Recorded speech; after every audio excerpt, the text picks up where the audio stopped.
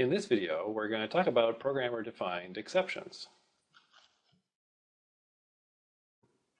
So think about the following typical programming scenario. You're deep into some fairly complex section of code, and you come to a place where you could experience an unexpected error, that there could be something that could happen that would violate some important property of your program. So for example, maybe you're going to discover there's a place where you could be out of memory, or there's some data structure that doesn't satisfy some invariant, so a list that's supposed to be sorted that is not, or something like that. And the question is, how do you handle these errors? How do you write code that will handle the error gracefully and not make your program really, really ugly? So a popular solution to this problem in many languages, including Java, is to add a new kind of value to the language called an exception. And we'll have a couple of control constructs for dealing with exceptions. Here is the two that are probably the most popular, and these are as they appear in Java. So we can throw exceptions, and what this does is it causes an exception to be created at this point, wherever the throw occurs. And that exception will simply propagate out of the program. It'll basically halt the execution of the program at that point, and any containing constructs will also throw the exception. So the exception will simply propagate up out of the code that's currently executing until it hits a try catch. So how does this work? Well, we can try something. We can execute some expression here. This will be some expression.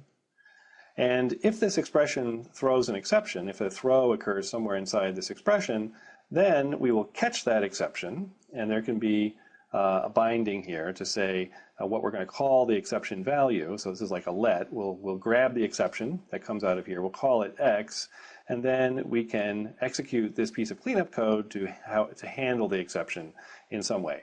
And so the basic idea behind this design for handling exceptions is that the place where you have the exception, the place where you actually detect the exception, might be somewhere deep inside the code and not a very good place for actually dealing with the exception.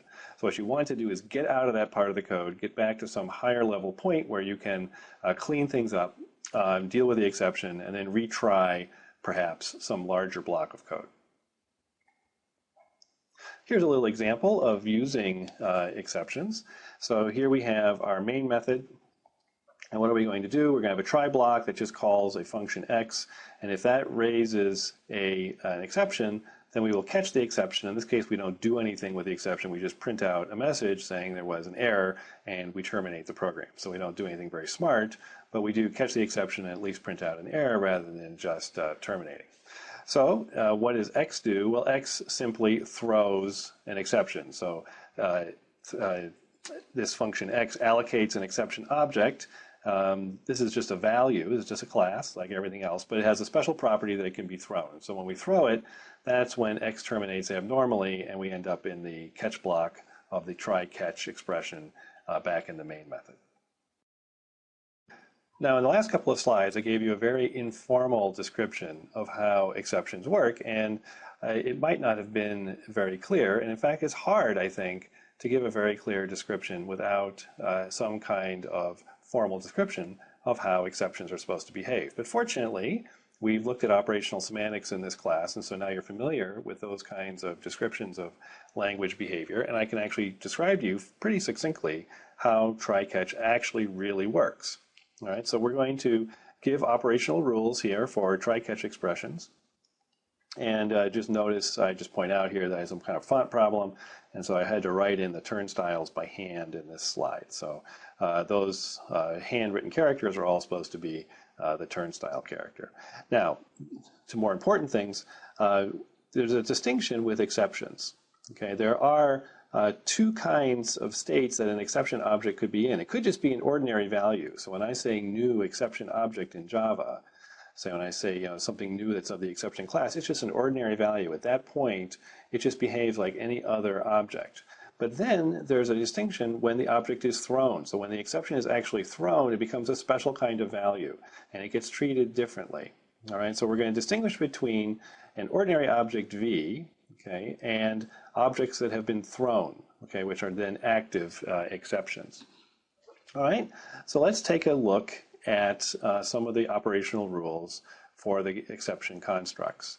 So here's one rule for it's a try-catch block. And what this rule says is that if an expression evaluates to an ordinary value, if it doesn't throw an exception, then the result of the try-catch block is just that value. So the way a try-catch block works is you evaluate the expression in the try block.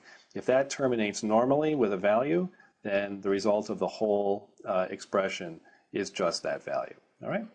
Now, the other possibility is that you'll evaluate a try-catch block, and when you go to evaluate the expression in the try block, E1, it will throw an exception. So it could result in a thrown exception. So this is this case, okay, is this case, where E1 evaluates to one of these special values that's been marked as a thrown exception. What do we do in that case? Well, we unwrap the exception. We pull out the value that's in the thrown exception. All right, we bind it to some local name, all right, that's named in the catch expression, and then we evaluate the cleanup code. So with the exception value available, we evaluate E2, and whatever the result is of E2, that is the result of the try-catch block. How does throw work? It's very simple. So throw just takes an expression, it evaluates that expression, it gets some value V, and then it marks that value as a thrown exception. So it wraps the value in this T thing, and that indicates that this exception now has been thrown. Now, the only other thing we need to talk about is how the rest of the language, all the other constructs in the language, deal with these thrown exceptions. And that's very simple. We want those thrown exceptions to simply propagate out of any other kind of expression. So for example, we'll just do one example here because the idea is the same for every other language construct. Let's say that we're evaluating E1 plus E2. All right, so the first thing we need to do, of course, is to evaluate E1. And if that happens to throw an exception, so something goes wrong in the evaluation of E1, and E1 evaluates to a thrown exception, well, then we stop the evaluation of the plus right there. We don't even evaluate E2. Notice that E2 is not mentioned here above the line as one of the things to be evaluated. So if E1 terminates abnormally with an exception, then the result of the entire addition is that exception. And similarly for all the other constructs, if one of their sub-expressions results in an exception. In fact, if as soon as one of their sub-expressions results in an exception, they stop evaluating and propagate that exception up. The only thing that will stop the exception from propagating all the way out to become the result of the whole program is if it is caught in a try-catch block. There are many ways to implement exceptions, and here is one simple way to do it. So when we encounter a try expression, we will mark the current location in the stack. So we will mark the position in the stack where we encountered the try. So for example, here, say, is our stack. Let's say that the stack is going this way. We encounter a try expression here, so we put some kind of marker in the stack to indicate that there's a try that was encountered there, and then we go on evaluating things inside of the try, which might add more stuff to the stack. Now, when we throw an exception, if down here all of a sudden the throw occurs when we're at this point in the execution, what's going to happen is we're going to unwind the stack. So we're going to knock everything off the stack. We're going to pop all of this stuff off the stack so it's all gone back to the first try. And then we'll execute the corresponding catch. So here we have marked the place in the code where there was a try, and we can use that to find the expression, the piece of the code that has the corresponding catch block, and we'll unwind the stack to that point and then begin evaluation at the catch. So this particular design has the disadvantage that tries actually cost something. So even if you don't throw an exception, you still pay something to execute a try-catch block. You have to at least mark the stack and remember to unmark it, of course, when you pop things off the stack when you leave the try block. So more complex techniques try to reduce the cost of try and throw and also trade off between them. And generally, the thing you want to do is, because exceptions are probably relatively rare in most programs, is to make the cost of try as low as possible, possibly at the expense of making throws slightly more expensive. Now here's a little trivia question about Java. So what happens to an uncaught exception that's thrown during object finalization? So if you don't know what object finalization is, well, when an object is collected, when an object is garbage collected, it is possible to run a method on that object to clean it up before the garbage collector actually deallocates it. And this is called the finalization method. So objects can have finalization methods in Java, and those methods are essentially invoked by the garbage collector. So when the garbage collector discovers that some object is garbage and it's going to clean it up, it'll first invoke the finalization method. And why would you want to do this? Well, let's say we have an object, and it might have, say, a file handle. It might have a pointer to an open file or something like that. And now, when this object becomes unreachable, it will be collected by the garbage collector. But if you don't close the file, well, that's going to cause problems. Having lots of open files that are hanging around without the program using them can cause problems later on, especially if you run out of file handles. Usually there's a fixed number of file handles available from the operating system. So the right thing to do is when this is garbage collected is to first close the file and essentially get rid of this pointer, okay, and then deallocate the object. And that is what object finalization is for. So again, you can define a method in Java that will be run by the garbage collector to kind of clean up any resources the object has before it's actually deallocated. And now the question is, if that finalization method raises an exception, who catches it? Because it was invoked by the garbage collector, it's unpredictable when it's going to be invoked, and it's not clear where that exception should be handled. And the answer to the question is no one handles that method, or nothing handles that method. The exception is simply dropped. And so any exceptions that happen during object finalization that are not handled within the finalization method itself are simply thrown away. One of the nice innovations in Java is that exceptions are actually part of the method interface, and they are checked by the compiler. So in the example that I gave at the beginning of this lecture, we had a method x that could raise an exception, my exception, and notice that the declaration of x actually declares that x can throw that exception. So it's part of the interface to x, part of the checked interface to x, that it can raise a particular exception.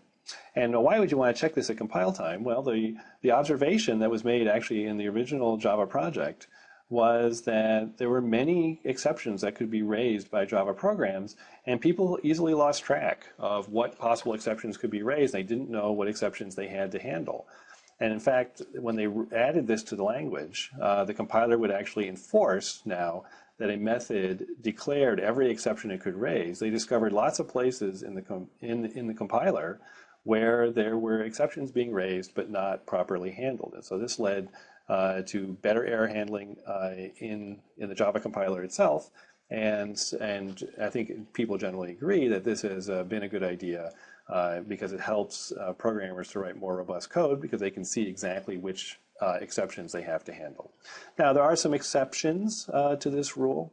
In particular, there's some kinds of runtime errors that don't have to be part of the method signature simply because it's very hard to check statically that the method would never raise them. So things like dereferencing null or integer overflow don't have to be handled and declared in the interface. But for the most part, any exception that a method can raise has to be declared as part of its interface in Java.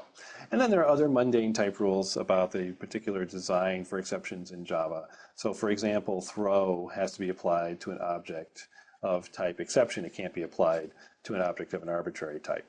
But overall, exceptions are rather nicely done in Java, and this particular idea of declaring the types of the exceptions that a method can raise was a new idea in Java.